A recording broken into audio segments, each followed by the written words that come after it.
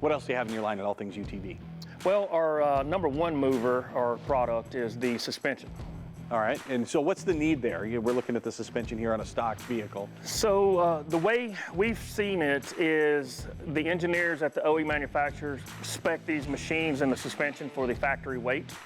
Well, nearly 99% of everybody that buys the end user always accessorizes their unit. That is adding weight to that engineered spec.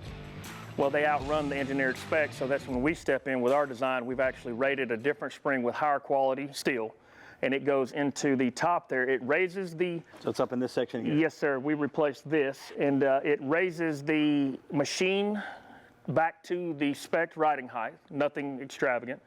And then it is a higher quality, lifetime sag-proof warranty, and also it gives you an 80% better ride quality on most machines. Another item you have here is all about the CV joints, and I know those can be a bugger to get off. Right, so in this industry, we're in mud and water all the time. And the inner CV cup is a dry ran unit. If you do over-grease that, that does become a problem because you neutralize the clip and it will slide out on the trail, so that can be a bad thing. It's good to service it. But being a dry run unit, it does rust and it does stick and seize.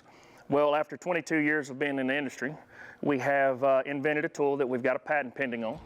And the way this tool works is it utilizes the boot galley on the CV, remove the boot out of the way, and then you tighten these bolts down into the galley, and then you center pull, and then that axle slides right out. Pops right off. And with this tool, if it doesn't work, we buy it back. And one final item you brought there, this is really all about safety. It's good for looks too. Tell me how this works. This is the inner Defender by All Thingz UTV, and this bolts to the plastic, and it is an impact distribution system, and it's metal versus the plastic inner fender wall.